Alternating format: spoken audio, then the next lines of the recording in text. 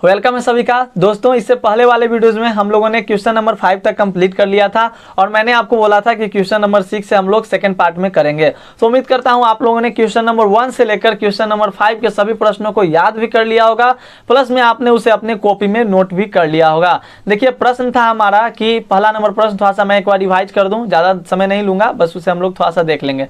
प्रश्न पहला था हमारा कि 1945 से 1990 के मध्य किन्हीं 4 महत्वपूर्ण राजनीतिक घटनाओं का उल्लेख करना था, यानी कि दूसरे विश्व युद्ध के बाद क्या कुछ घटित हुआ, 1990 तक के 1990 के बीच में क्या कुछ हुआ उसके बारे में हम लोग को बताना था। मात्र 4 घटनाओं के बारे में बताना था। ऐसे बहुत सारी घटनाएं घटी, क्यूबा का मिसाइल संकट हुआ, बहुत सारी चीजें हुई, तो उसके बारे में हम लोग को मात्र 4 पॉइंट को लिखना था। मैंने लिखा था क्या, 2 नई महाशक्तियों का उदय लिखा था, तृतीय दुनिया के अधिकांश देशों के बारे में बतलाया कि वो लोग क्या थे, वो जो देश थे वो सब उपनिवेश थे और साम्राज्यवाद से उन्हें मुक्ति मिली थी। संयुक्त राष्ट्र का गठन के बारे में बताया मैंने, 1945 में हुआ था और शीत युद्ध का प्रारंभ भी हुआ था। इस तरह से सेकंड नंबर प्रश्न था आपका clarify the meaning of cold war, इसे भी हम लोगों ने अच्छे कंसेप्ट के साथ पढ़ा था।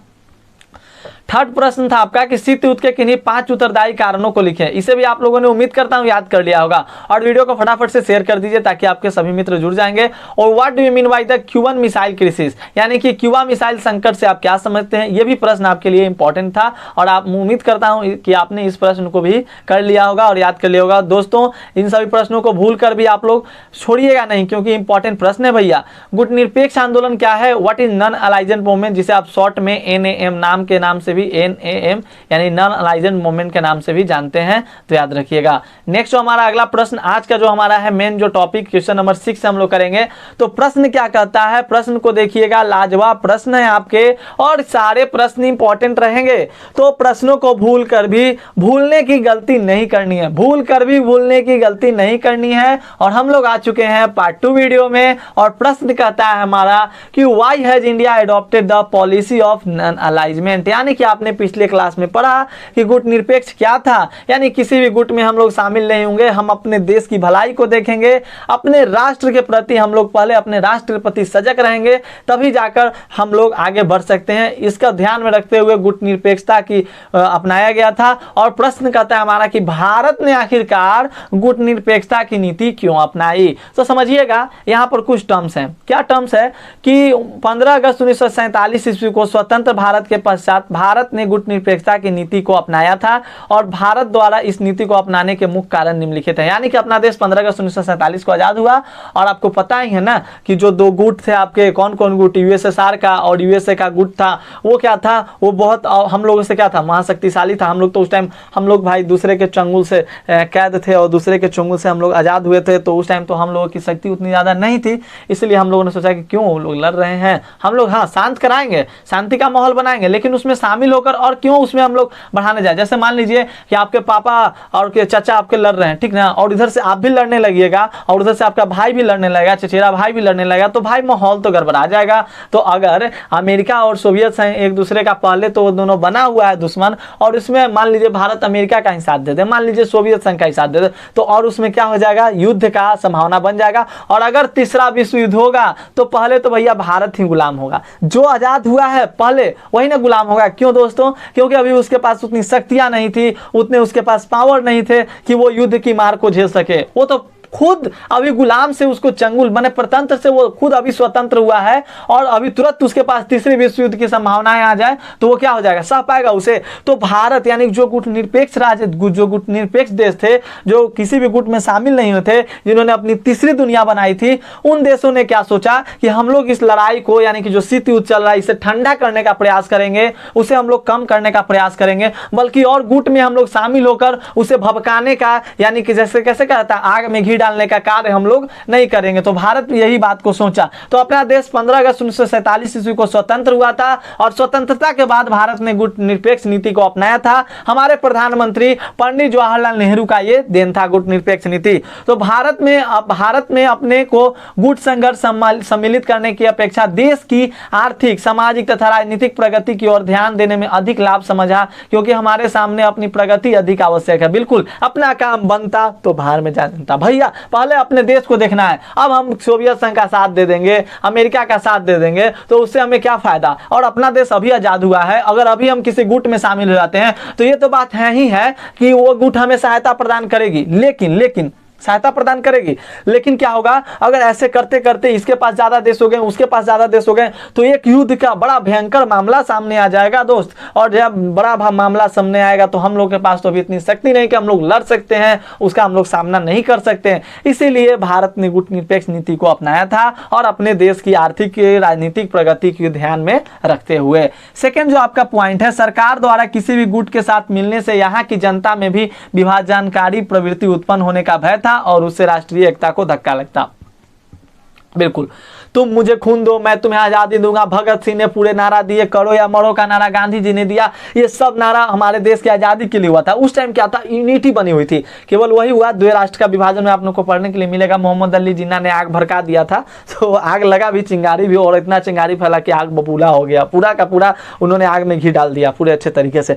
लेकिन हमारे यहाँ के जो प्रधानमंत्री थे, उन्होंने सोचा कि अगर हम किसी गुट में शामिल होते हैं तो यहाँ के जो जनता है, अभी देश आज़ाद हुआ है, सभी को उतना नॉलेज नहीं है, क्या होगा, हमारे जनता में भी क्या हो जाएगा, बंटवारा हो जाएगा, लोग बढ़ जाएंगे। क्योंकि कलर पे भी चलता है, हर चीज़ पे डिपेंड करता है आपका विभाजन। अब हमारे यहाँ देखिए ना, अगर इलेक्शन चल रहा है तो जाति वाला बहुत जातिवादी है, तो इस तरह से। थर्ड जो पॉइंट है कि किसी भी गुट के साथ मिलने और उसका पिछलग्गू बनने से राष्ट्र की स्वतंत्रता कुछ अंश तक अवश्य प्रभावित होती है। बिल्कुल होगा, अगर हम भी किसी के साथ अभी मिल जाएं, यूट्यूब चैनल अभी चला रहे हैं और किसी चैनल के साथ मिलकर पढ़ाने लगे, तो कुछ तो अब वो चैनल बोलेगा ना कि हाँ इस तरह से पढ़ाइए या इस तरह से पढ़ाइए। हम स्वतंत्र होकर नहीं पढ़ा सकते, अभी मुझे जो मन कर रहा है वो मैं आपको बोलकर पढ़ा रहा हूँ। लेकिन यही मैं किसी दूसरे के चैनल पर वर्क करूंगा तो वो क्या बोलेगा, यहाँ इस तरह से कंसेप्ट देना है, आपको बच्चों को लुभाना है, आपको प्रचार करना है, ये करना है, इस तरह की बातें। तो कुछ ना कुछ हद तक स्वतंत्रता क्या होती, प्रभावित होती। यहाँ पर 4 पॉइंट जो आपका है 4 नंबर, भारत स्वयं एक महान देश है और इसे अपने क्षेत्र की अपनी स्थिति को महत्वपूर्ण बनाने के लिए किसी बाहरी शक्ति की आवश्यकता नहीं थी।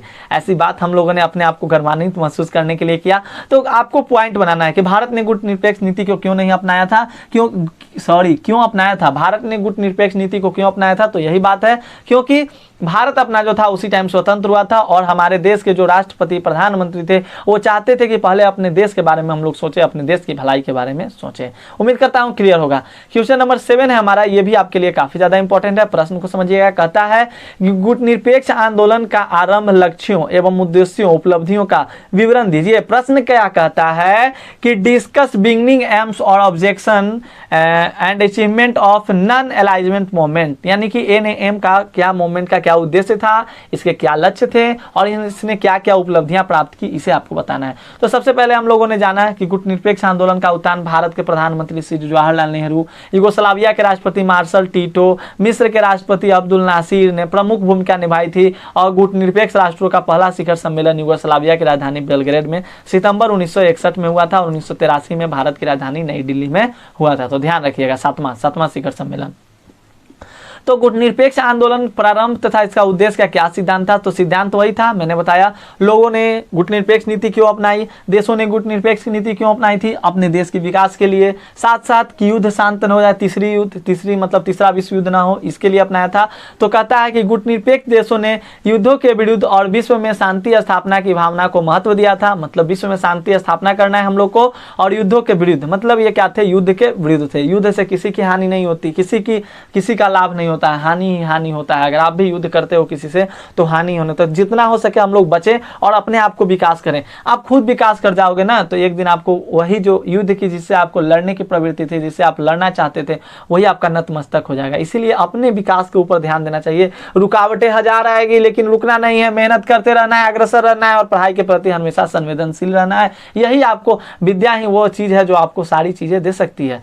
सेकंड जो हमारा पॉइंट है यहाँ पर, उपनिवेशवाद और साम्राज्यवाद को समाप्त करने पर बल दिया। बिल्कुल, प्राइवेटाइजेशन या साम्राज्यवाद, इसको भी क्या किया था, इसने समाप्त किया। तीसरी जो आपका गुटनिरपेक्ष था, इसने संसार के दोनों गुटों से अलग रहना और दोनों में संतुलन बनाए रखने में विश्वास करता था। ये आपका गुटनिरपेक्ष का नियम था, उद्देश्य था इनका क्या था, सिद्धांत था।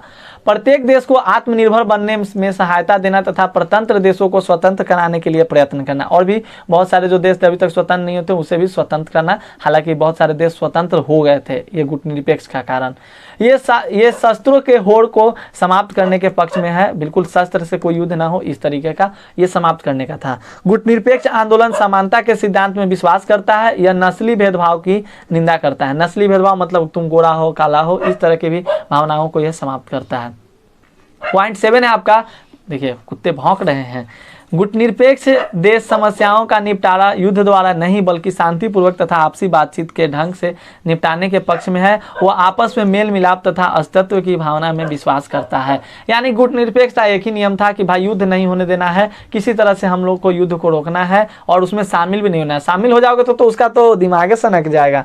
अगर आप लड़ रहे हैं और आके कोई सपोर्ट दे दे तो आपका दिमाग बिल्कुल सनक जाएगा, क्योंकि सपोर्ट आपको मिल गया ना, तो जैसे ही सपोर्ट आपको मिल जाएगा तो आप बिल्कुल बढ़ चढ़ के उसमें हिस्सा लेना शुरू कर दोगे। फिर कहता है गुटनिरपेक्ष देश किसी प्रकार के सैनिक का घोर विरोधी था।